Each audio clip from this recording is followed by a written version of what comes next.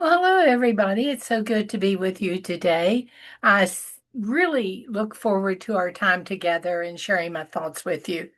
I don't know about you, but I tend to put things off a little bit from time to time.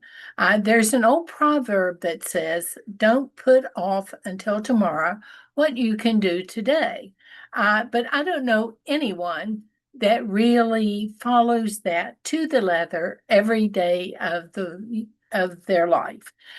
It means you should complete tasks immediately rather than delay them, as delaying can cause unnecessary stress, create a buildup of work, and misses sometimes current opportunities that present themselves. Uh, with that in mind, I was thumbing through a book on productivity by Brian Tracy. The title of it is something you may have heard of. It's Eat the Frog. Uh, how do we make consistent progress toward our biggest goals without drowning in the day to day in our overly optimistic to do lists? How do we overcome the mental resistance that comes with big goals and just getting started on them? How many of us put off those big goals? We make our to-do list every single day, and some things on the to-do list are much more important than others. Uh, and most of us tend to put them optimistically at the top of the list, but we don't necessarily follow through with the thing that is at the top of the list for a variety of reasons. Uh, I think the Eat the Frog plan that Brian talks about in his book is a good plan for those of us who struggle with procrastination. Uh, it gets a lot done, but it isn't making progress on the important stuff necessarily when we're struggling with procrastination. Uh, Maybe we're people that have a hard time sticking to any type of a productivity schedule. We wander off. We don't stay focused on the order of the list necessarily. Maybe we have trouble deciding what to work on at any given time. Maybe our mind flits from task one to task two to task three until we begin to feel overwhelmed by our own to-do list. So let's think a little bit today about eating that frog.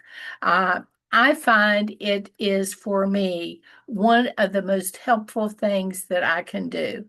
Uh, First of all, it's pretty simple. It's pretty basic. First of all, you need to identify what the frog is on the list. Uh, the frog meaning the worst possible thing that has to be done. I can't think of much worse for me than eating a frog. I know frog legs are supposed to taste like chicken, but I'm not buying into that for a second. I still struggle with eating the frog. But I need to identify that frog, eat it, and then go on and repeat the process. Identify the frog, eat it, and repeat until eventually the list does, in fact, get done. The frog represents the most important task for the day, the one that we're likely to procrastinate on, and we need to complete it first. This plan beats procrastination. It prioritizes high impact tasks.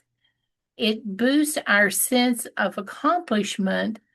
It sets a positive tone for the rest of the day. It builds up momentum to move on after that's completed and tackle another task. The Eat the Frog method was made very well known about 20 years ago, so it's nothing really brand new. Uh, and people have had a lot of time to experiment it, to test it, to see if it works for them. If you're feeling pulled in a million different directions and overwhelmed by the number of tasks that are on your plate each day, and many of those tasks are optional that you put on your plate, um, so much that you don't even know where to start. Eating your frog first removes the one task that requires your most energy and focus. Then you can keep working on the less important things, but more urgent tasks that usually get in the way of your bigger goals. Some things we do every day, well, there are tasks on the list that need to be completed. And some of them, actually could be let go, and the world would not come to an end. We need to focus on why eating that frog works. First of all, it really promotes developing a deep work habit. The more valuable work is in today's knowledge economy is almost invariably work that requires all of your mental energies to be focused on one thing. Uh, it might be coding that you're working on for some program you're building uh, to prepare something for a presentation. It may be designing something for a special message. It might be writing. It might be strategizing. It may even be the important task of problem solving. What happens is we get so distracted by so many emails, meetings, chat messages, and requests for input that we don't have the time or space to focus on whatever that high impact eat the frog task really is. And that gets in the way of making the progress that we need to make. Push back against all of these distractions that come your way. Prioritize the action that will actually bring you closer to your goal. Focus. Focus on eating the frog. It ensures you're setting your own agenda, that you're not being called off task by all different kinds of things and folks. Email and instant message tools put you in a reactive mode. They pop in unrequested, unanticipated, sometimes at the worst possible moment, and your attention moves away from what you have designated to get accomplished that first thing that day. As soon as we start responding, we've ceded our time and attention to what other people want or need from us. Putting your agenda first before any other requests that come in to derail your day is so important. Yes, emergencies happen, but not every day, and it doesn't usually come in the text that pops up on your phone. Emergencies are a whole different matter that we have to tend to. If you can prioritize your agenda and control some of these major distractions, this sets you up to win. It's human nature to overestimate what we can get done in a day. When we feel bad, we're more likely to avoid what's making us feel bad in favor of things that boost our mood at the moment. Even when you know you can do more, you sometimes get distracted and actually end up doing less. But any day that you can eat your frog first is a good day. We feel good when we follow through on things we intend to do. That's pretty simple, basically, for all of us. Uh, in turn, this makes it easier to discuss doing those things.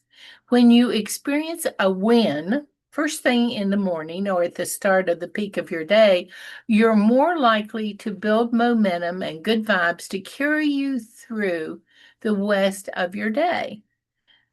Another thing is, when does your day really start? You want to take advantage of your very best work hours. Not all of us are bright and early in the morning starters. Some of us peak in the afternoon, later in the day, or even in the early evening.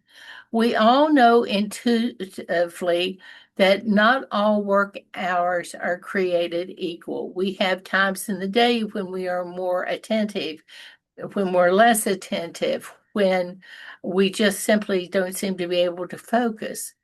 But whatever your first hours of productivity are, take advantage of them.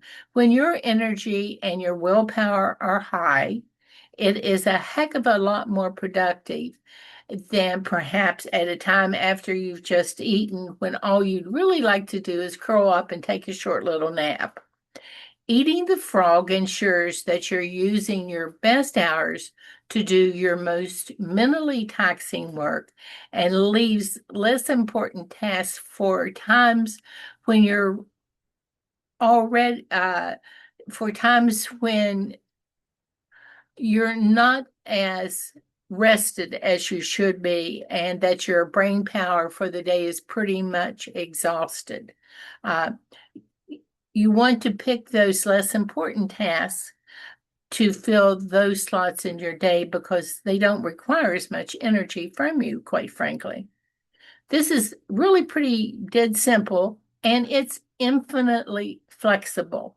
While there are benefits to more complex and all-encompassing methods that you could employ when it comes to being your most productive self and trying not to procrastinate near as much, maintaining them can often be just another task on your to-do list that you're not getting around to doing. So keep it simple is sort of the guideline here. Eat the frog is a simple method anybody can fall back on at any time with very little time or mental resources required. And it's almost universally applicable in almost any situation. No matter what your job is, or your chores for the day are, your goals are, or your circumstances, we all have to contend with our limited time and limited energy.